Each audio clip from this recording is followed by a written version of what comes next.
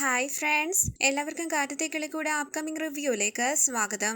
ഈ റിവ്യൂ നിങ്ങൾക്ക് ഇഷ്ടമായെങ്കിൽ ലൈക്ക് ചെയ്തും സബ്സ്ക്രൈബ് ചെയ്തും സപ്പോർട്ട് ചെയ്യണേ. നിധിയെയും കൂടി സന്തോഷത്തോടു കൂടി അകത്തേക്ക് കയറി വരികയാണ് രാജീവും ഹേമയും സാന്ദ്രയും നിഹാരികയും എല്ലാം. ബാഗും എടുത്ത് അവരുടെ പിന്നാലെ വരികയാണ് അരുൺ. സുധീഷും അകത്തേക്ക് കയറി വരുന്നു. അമ്മയെന്ന് വിളിച്ച് നിധി ഹേമയുടെ കയ്യിലേക്ക് പിടിക്കുകയാണ്. പൊട്ടിക്കറിഞ്ഞ് സന്തോഷത്തോടു കൂടി നിധി എന്ന് വിളിച്ച് കെട്ടിപ്പിടിക്കുകയാണ് ഹേമ. ഇത് കണ്ട് എല്ലാവരും കണ്ണു നിറഞ്ഞ് പുഞ്ചിരിച്ച് അവരെ തന്നെ നോക്കി നിൽക്കുകയാണ്.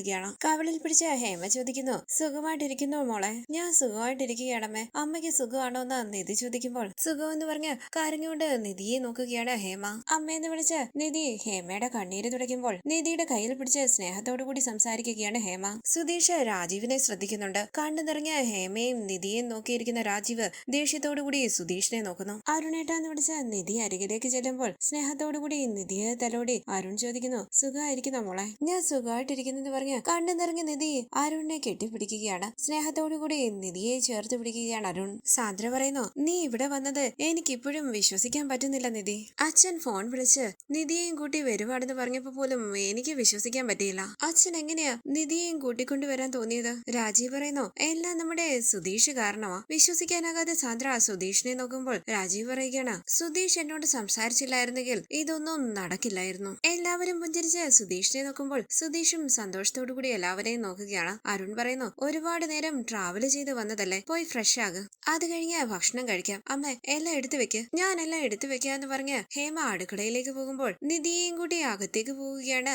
സാന്ദ്രയും നിഹാരികയും. ദേഷ്യത്തോടു കൂടി സുധീഷിനെ ഒന്ന് നോക്കിയിട്ട് അരുണിന്റെ ഒപ്പം അകത്തേക്ക് പോവുകയാണ് രാജീവ്. തുടർന്ന് എല്ലാവരും ഭക്ഷണം കഴിക്കാനായി ഇരിക്കുകയാണ്. നിധി കണ്ണു നിറഞ്ഞ എല്ലാവരെയും നോക്കുമ്പോൾ സ്നേഹത്തോടു കൂടി ഹേമയും സാന്ദ്രയും നിധിക്ക് കറികളൊക്കെ വിളമ്പി കൊടുക്കുകയാണ്. സുധീഷിന് വളരെ കുറച്ച് കറികൾ മാത്രമേ വിളമ്പി കൊടുക്കുന്നുള്ളൂ. സുധീഷ് തന്റെ പ്ലേറ്റിലേക്കും നിധിയുടെ പ്ലേറ്റിലേക്കും നോക്കുന്നുണ്ട്. നിധി ഇത് ശ്രദ്ധിക്കുന്നില്ല. നിധി പറയുന്നു, വീണ്ടും ഞാൻ ഈ വീട്ടിലേക്ക് വരുമെന്നും ഇങ്ങനെ ഡൈനിങ് ടേബിളിന്റെ അരികിൽ എല്ലാവരുടെയും ഒപ്പം ഇരുന്ന് ഭക്ഷണവും കഴിക്കുമെന്നും ഞാൻ വിചാരിച്ചതേയില്ല. എനിക്ക് ഒരുപാട് സന്തോഷമായി അച്ഛാ. രാജീവ് പറയുകയാണ്, എന്താണെങ്കിലും നീ എന്റെ മകളല്ലേ, നിന്നെ വെറുതെ ജീവിക്കാൻ എനിക്ക് കഴിയുമോ? കഴിക്കുമോളെ. സുധീഷിന്റെ പ്ലേറ്റിലേക്ക് ഒന്ന് നോക്കിയിട്ട് രാജീവ് ഹേമയോട് പറയുന്നു, ഹേമേ നിധിക്ക് ഫിഷ് ഫ്രൈ എടുത്തു കൊടുക്ക്, അവക്ക് ഒരുപാട് ഇഷ്ടമുള്ളതല്ലേ. ഹേമ കറികളൊക്കെ വിളമ്പി കൊടുക്കുകയാണ് നിധിക്ക്. മതി എന്ന് പറഞ്ഞിട്ടും വീണ്ടും വീണ്ടും വിളമ്പി കൊടുക്കുകയാണ്. സുധീഷ് ഇത് ശ്രദ്ധിക്കുന്നുണ്ട്. രാജീവ് പുച്ഛത്തോടു കൂടി സുധീഷിനെ നോക്കുന്നു. ശേഷം രാജീവ് പറയുന്നു, സുധീഷ് മോള് വരുന്നുണ്ടെന്ന് അറിഞ്ഞപ്പോൾ 1 മണിക്കൂറിനുള്ളിൽ അവൾക്ക് ഇഷ്ടപ്പെട്ടതെല്ലാം ഉണ്ടാക്കി വെച്ചിരിക്കുകയാണ് ഹേമ.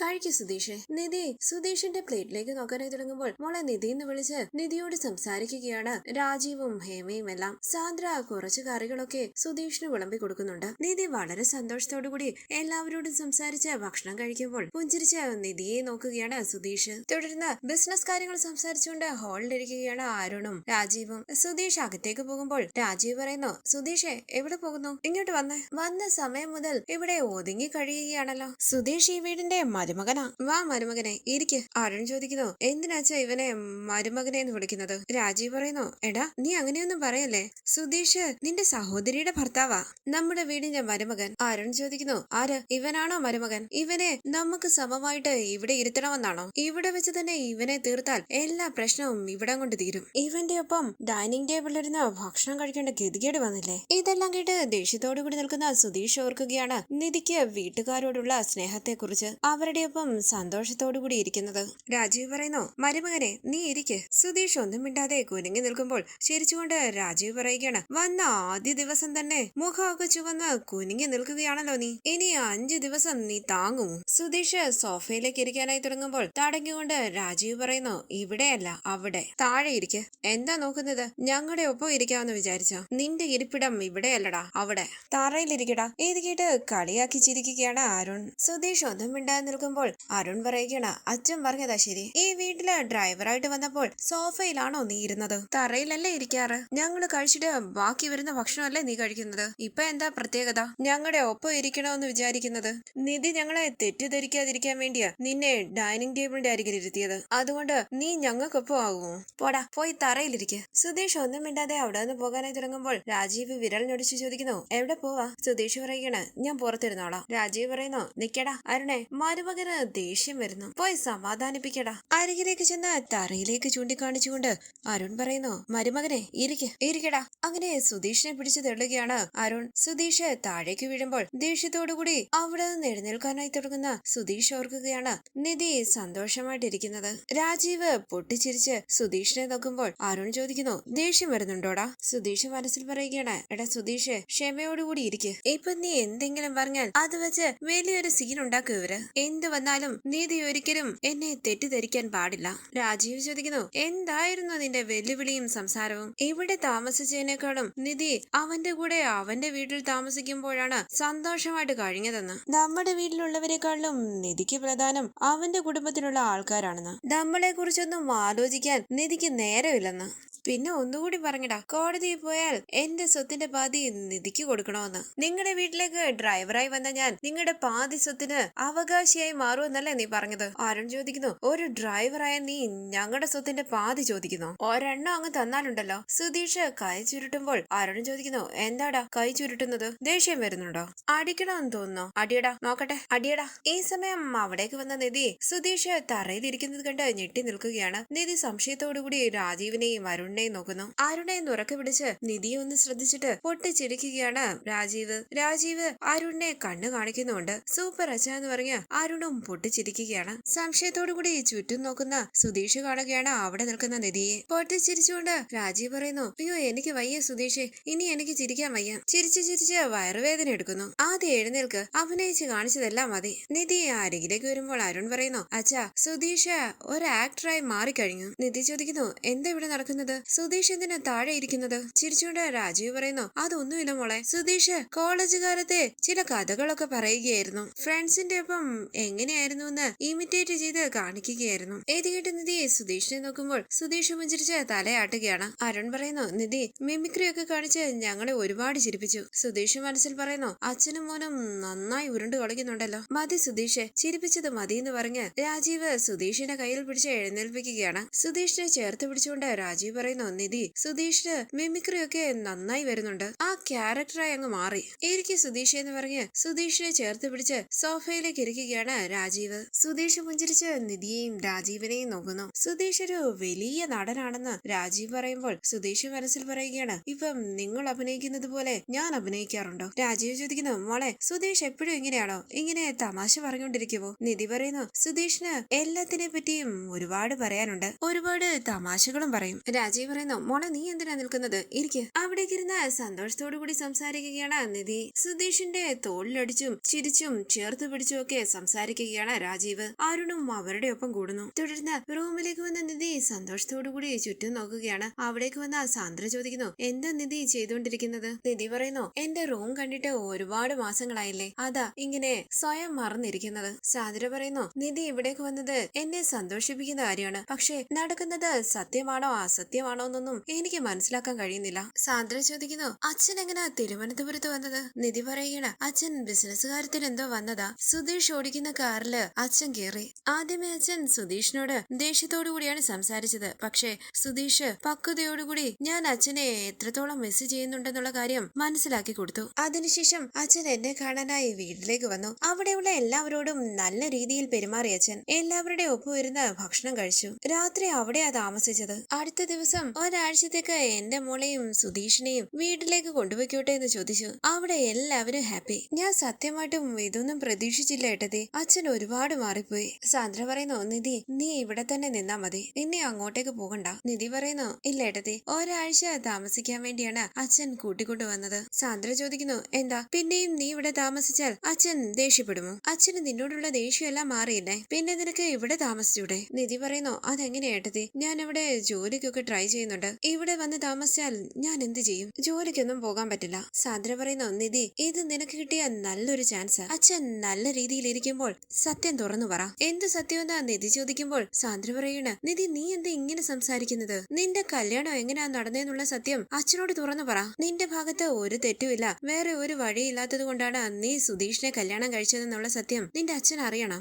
ആ കല്യാണം ഒരു കല്യാണമായിട്ട് നീ കാണുന്നില്ല എന്നറിഞ്ഞാൽ നിന്നോടുള്ള ദേഷ്യമെല്ലാം അച്ഛന്റെ മനസ്സിൽ നിന്നും മാറും. എല്ലാം പഴയതുപോലെയാകും. നിധി പറയുന്നു, വേണ്ട ഏട്ടത്തി, സത്യം തുറന്നു പറഞ്ഞാൽ അച്ഛൻ എന്നെ സുധീഷിന്റെ കൂടെ വിടില്ല. സാന്ദ്ര ചോദിക്കുന്നു, വിട്ടില്ലേലെന്താ, നല്ല കാര്യമല്ലേ? സുധീഷ് എന്താ നിന്റെ ഹസ്ബൻഡ് ആണോ? എന്തിനു നീ അതുപോലൊരു വീട്ടിൽ പോയി കഷ്ടപ്പെടണം? നിധി പറയുന്നു, എനിക്ക് ജോലിക്ക് പോണോ ഏട്ടത്തി? ഒരുപാട് കമ്പനികളില് ഇന്റർവ്യൂവിന് വേണ്ടി അപ്ലൈ ചെയ്തിട്ടുണ്ട്. ഉടനെ എനിക്ക് ജോലിയും കിട്ടും. അവിടെ താമസിച്ചാലല്ലേ എനിക്ക് ജോലിക്ക് പോകാൻ പറ്റൂ. നിധി പറയുന്നു, അതൊന്നും വലിയ കാര്യമല്ല നിധി, നീ സത്യം പറ. ഉറപ്പായും നിന്റെ അച്ഛൻ നിന്നെ മനസ്സിലാക്കും. വേണ്ട എടുത്തിന്ന് നിധി പറയുമ്പോൾ സാന്ദ്ര പറയുകയാണ്, ശരി, നിനക്ക് ബുദ്ധിമുട്ടാണെങ്കിൽ പറ, ഞാൻ സത്യം തുറന്നു പറയാം. നിധി പറയുന്നു, അയ്യോ എടുത്തി, വേണ്ട, അങ്ങനെയൊന്നും ചെയ്യല്ലേ. ഇപ്പൊ അച്ഛനൊന്നും അറിയണ്ട. ഞാൻ ഇനിയും തിരുവനന്തപുരത്തേക്ക് പോകണ്ടെന്ന് പറഞ്ഞാൽ ശരിയാകില്ല. സാന്ദ്ര പറയുന്നു, ശരി, നീ തിരുവനന്തപുരത്തേക്ക് പോ. നീ ആഗ്രഹിച്ചതുപോലെ ജോലിക്കും പോ. പക്ഷെ നീ വീണ്ടും ആ വീട്ടിൽ പോയി താമസിക്കരുത്. അതുകൊണ്ടാണ് ഞാൻ സത്യം പറയാനായി നിന്നെ ഫോഴ്സ് ചെയ്യുന്നത്. ഇത് കേട്ട് നിധി പുഞ്ചിരിക്കുമ്പോൾ സാന്ദ്ര ചോദിക്കുന്നു, എന്താ നിധി, ഞാൻ എത്ര സീരിയസ് ആയിട്ടാ പറയുന്നത്? നീ ചിരിക്കുന്നു. നിധി പറയുന്നു, ഏട്ടത്തിക്ക് ആ വീട് ഇഷ്ടപ്പെട്ടില്ല, പക്ഷെ എനിക്ക് ആ വീട് ഇഷ്ടമാ. അവിടെ എനിക്ക് ഒരു പ്രശ്നവുമില്ല. ഇത് കേട്ട് സാന്ദ്ര പറയുകയാണ്, നിധി, ഞാൻ ചോദിക്കുന്നത് കൊണ്ട് തെറ്റിദ്ധരിക്കരുതേ. കല്യാണമെല്ലാം രജിസ്റ്റർ ആയതുകൊണ്ട് സുധീഷിന്റെ ഒപ്പം അവിടെ തന്നെ താമസിക്കാനാണോ നിന്റെ തീരുമാനം? നിധി പറയുന്നു, ഏട്ടത്തി, അവിടെ എനിക്ക് സുധീഷ് മാത്രമല്ല ഉള്ളത്. സുധീഷിന്റെ ചേട്ടനും അനുജന്മാരും എനിക്ക് വേണ്ടി ഒരുപാട് കാര്യങ്ങൾ ചെയ്യുന്നുണ്ട്. അവർക്ക് എന്തെങ്കിലും ഒരു നല്ല കാര്യം ചെയ്യാതെ എനിക്ക് എവിടുന്ന് വരാൻ കഴിയില്ല. സാന്ദ്ര ചോദിക്കുന്നു, നീ എന്തേ പറയുന്നത്? നിനക്ക് ആ വീടിന് വേണ്ടി ഒന്നും ചെയ്യാൻ കഴിയില്ല. നിധി പറയുന്നു, ഏട്ടത്തി, നമുക്ക് വേറെന്തെങ്കിലും സംസാരിക്കാം, പ്ലീസ്, ഈ ടോപ്പിക്ക് വേണ്ട. നീ സീരിയസ് ആയിട്ടാണോ പറയുന്നതെന്ന് സാന്ദ്ര ചോദിക്കുമ്പോൾ നിധി പറയുകയാണ്, ഏട്ടത്തി, ഞാൻ തിരുവനന്തപുരത്തേക്ക് ഉറപ്പായും പോകും. സുധീഷിന്റെ വീട്ടിലാണ് താമസിക്കുന്നതും. അവിടെ താമസിച്ചുകൊണ്ട് ഞാൻ ജോലിക്ക് പോകും. ഇതിനൊരു മാറ്റവും ഇല്ല. എനിക്കിതിന്റെ മനസ്സിലാകുന്നില്ലെന്ന് സാന്ദ്ര പറയുമ്പോൾ നിധി പറയുകയാണ്, ഏട്ടത്തി അവിടെ ഒരു ദിവസം 1 മണിക്കൂർ നേരം ഇരുന്നിട്ട് ഈ തീരുമാനം എടുക്കുന്നു. എനിക്ക് അങ്ങനെയല്ല ഏട്ടത്തി, ഞാൻ 4 മാസമായിട്ട് ആ വീട്ടിലാണ് താമസിക്കുന്നത്. സുഭാഷ് ഏട്ടനെ എന്റെ സ്വന്തം ചേട്ടനായിട്ടാണ് ഞാൻ കാണുന്നത്. നികേഷിനെ എന്റെ കുഞ്ഞനുജനായും. അവരും എന്നെ അതേപോലെയാണ് കാണുന്നത്. ഞാന് ഒരാഴ്ച ഇവിടെ ഉണ്ടല്ലോ, ഞാൻ എല്ലാ ഏട്ടത്തിയോട് പറയാം. തുടർന്ന് ഹരീഷിന്റെ ഫോണിലേക്ക് വിളിച്ച സുധീഷ് അവിടെ നടന്ന കാര്യങ്ങളെല്ലാം വിശദമായി പറയുകയാണ്. തുടർന്ന് സുധീഷ് പറയുന്നു, നിധി പാവാ, ഇവരുടെ കളത്തരങ്ങളൊന്നും നിധി മനസ്സിലാക്കുന്നില്ല, എല്ലാം സത്യമാണെന്ന് വിചാരിച്ചിരിക്കുക. ഹരീഷ് പറയുന്നു, എടാ, എല്ലാത്തിലും ഒരു ശ്രദ്ധ വേണം. എല്ലാവരുടെ ഒപ്പം ഇരുന്ന ഭക്ഷണം കഴിച്ചാൽ മതി, തനിച്ചൊന്നും പോയിരുന്ന് കഴിക്കരുത്. വിഷമെല്ലാം ചേർത്ത് തന്നാലോ? സുധീഷ് ചോദിക്കുന്നു, നീ എന്തിനാടാ എന്നെ പറഞ്ഞു പേടിപ്പിക്കുന്നത്? എടാ, നിധിയുടെ അച്ഛന്റെ മനസ്സിൽ എന്തോ ഒരു പ്ലാൻ ഉണ്ട്. അതിനുവേണ്ടിയാണ് അയാൾ എന്നെ ഇവിടെ കൂട്ടിക്കൊണ്ട് വന്നിരിക്കുന്നത്. പക്ഷെ എന്താണെന്ന് മനസ്സിലാക്കാൻ പറ്റുന്നില്ല. തുടർന്ന് നീതു കടയിലേക്ക് വന്ന കാര്യവും നീതുവിനെ പ്രണയിക്കുന്ന കാര്യവുമെല്ലാം ഹരീഷ് സുധീഷിനോട് പറയുകയാണ്. സുധീഷ് ഹരീഷിനെ കളിയാക്കി സംസാരിക്കുന്നു. ഈ സമയം അവിടേക്ക് വന്ന നിധി ചോദിക്കുന്നു, ആരാ സുധീഷ് ഫോണില്? സുധീഷ് പറയുന്നു, നിധി, ഹരീഷ. നിധി ചോദിക്കുന്നു, ആണോ, ഫോണിങ് തന്നെ. സുധീഷ് പറയുന്നു, ഹരീഷ് ഏട്ടത്തിക്ക് സംസാരിക്കണമെന്ന്. സന്തോഷത്തോടു കൂടി ഫോൺ വാങ്ങി നിധി ചോദിക്കുന്നു, ഹരീഷ് സുഖമായിട്ടിരിക്കുന്നോ? ഹരീഷ് പറയുന്നു, ഞാൻ സുഖമായിട്ടിരിക്കുന്നു. ഏട്ടത്തിക്ക് സുഖമാണോ? നിധി പറയുന്നു, എനിക്ക് സുഖം. വീട്ടില് വേറെ ആരുമില്ലേ? ഹരീഷ് പറയുകയാണ്, ഉണ്ട്, ഞാൻ വിളിക്കാം, 1 മിനിറ്റ് എന്ന് പറഞ്ഞ് സുഭാഷിന്റെ നികേഷിന്റെ അരികിലേക്ക് ചെന്ന് ഹരീഷ് പറയുന്നു, സുഭാഷ് ഏട്ടാ, ഏട്ടത്തിയെ വിളിക്കുന്നത്. സന്തോഷത്തോടു കൂടി ഫോൺ വാങ്ങി സുഭാഷ് ചോദിക്കുന്നു, നിധി മോളെ സുഖമാണോ?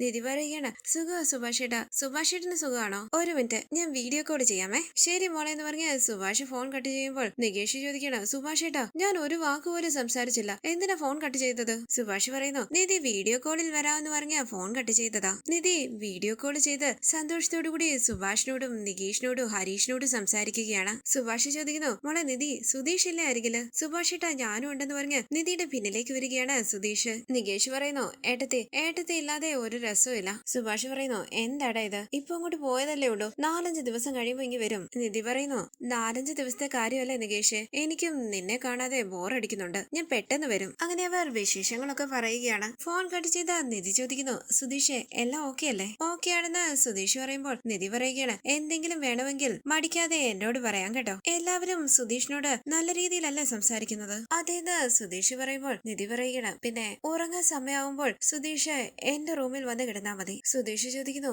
നിധിയുടെ റൂമിലോ? വേണ്ട, ശരിയാകില്ല. നിധി പറയുന്നു, സുധീഷ് അവിടെ വന്ന് ഉറങ്ങിയില്ലെങ്കിലാണ് ശരിയാകാത്തത്. റൂമിന് പുറത്ത് സുധീഷ് കിടന്നാൽ എല്ലാവർക്കും സംശയമാകും. അതുകൊണ്ട് റൂമിൽ വന്ന് കിടന്നാ മതി. എന്റെ റൂം നല്ല വലുതാ, പ്രശ്നമൊന്നുമില്ല. നിധിക്കത് ബുദ്ധിമുട്ടാകില്ല എന്ന് സുധീഷ് ചോദിക്കുമ്പോൾ നിധി പറയുന്നു, സാരമില്ല, വാ നമുക്ക് റൂമിലേക്ക് പോകാം. അങ്ങനെ നിധി അകത്തേക്ക് പോകുമ്പോൾ വളരെ സന്തോഷത്തോടു കൂടി ആലോചിച്ച് നിൽക്കുകയാണ് സുധീഷ്. തുടർന്നുള്ള റിവ്യൂവുമായി വീണ്ടും കാണാം. Thank you for watching. Please subscribe, like, share my channel.